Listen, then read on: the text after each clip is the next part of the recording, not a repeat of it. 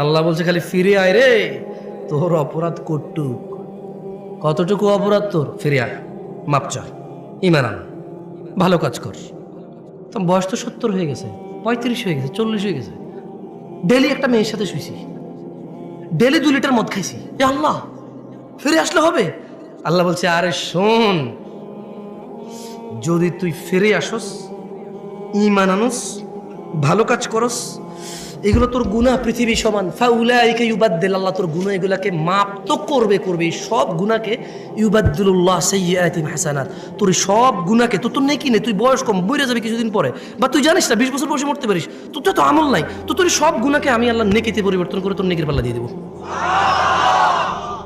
ওয়াল্লাহ, এটা কোনো হাদিস না যে আপনি জাল বলবেন, এটা কোনো হাদিস না আপনি দৈহিক বলবেন, এটা কোনো হাদিস না আপনি তর্ক বিতর্কে লেগে যাবেন, এটা সূরা কোরআনের আয়াত, একেবারে আমি ব্যাখ্যাও করি নাই। আল্লাহ বলছে ইল্লা মান তাব, অতঃপর যে তওবা করে, ওয়া আমানা ঈমান আনে, ওয়া আমিলা আমালান সালিহা, ভালো কাজ করে, ফাউলাইকা ইউবাদদিলুল্লাহু সাইয়্যাতিহিম হাসানাত, আল্লাহ তার সকল গুনাহকে নেকিতে পরিবর্তন করবে।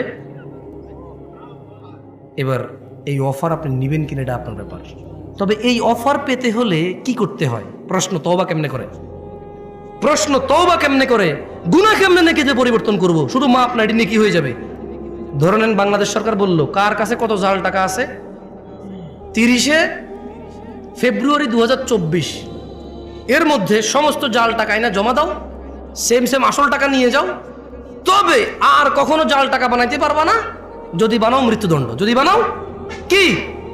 এখন এক লোক বলল যে এই যে বললো সমস্ত জাল টাকায় আসল টাকা দিবে, আমার কাছে 20,000 কোটি টাকা আছে জাল টাকা, ধরেন গভর্নমেন্ট বললো যে ডাজেন্ট ম্যাটার, যত আছে 20,000, 50,000, 1 লাখ কোটি টাকা থাক, ডাজেন্ট ম্যাটার, তবে আজকে এখানে জমা দিতে হবে, এই টাইমের ভিতরে জমা দিলে তোমার এই যত টাকা জাল আছে অত টাকার বিনিময়ে আসল টাকা দেবে সরকার, এবং এরপরে আর তোমাকে কি করবে, যদি এরপরে অপরাধ করো মৃত্যুদণ্ড, এরপর অপরাধ করো কি।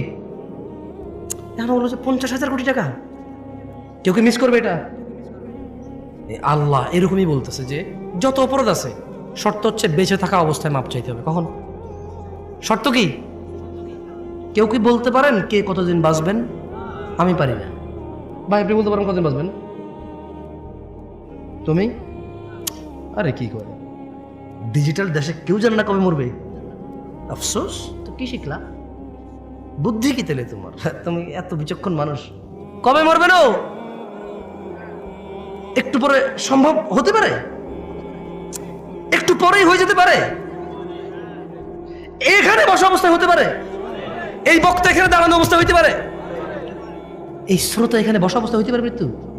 তো এই যে সমস্ত গুনাহকে নেকিতে পরিবর্তন করার একটা শর্ত আছে, কি? সবগুলা গুনাহ যা হয়ে গেছে এই এখন বলতে হবে, এখন আস্তাগফিরুল্লাহ, আল্লাহ আমাকে মাফ করেন, আমি আর কোনোদিন গুনাহ করবো না, যদি গুনাহ করি আপনি তো জানবেনই, আপনার সাথে কি লুকায় গুনাহ করতে পারবো নাকি, তবে আমার সব গুনাহ আপনি মাফ করে দেবেন, আমি আর গুনাহ করবো না, বাস মৃত্যু পর্যন্ত আপনি তৌফিক দেন যাতে আপনার উপরে ঈমান রেখে ভালো কাজ করে মরে যাই, আর খারাপ কাজ করবো না। আল্লাহ বলছে সব নেকি হয়ে যাবে। এখন আপনাদের সিদ্ধান্ত ভাই।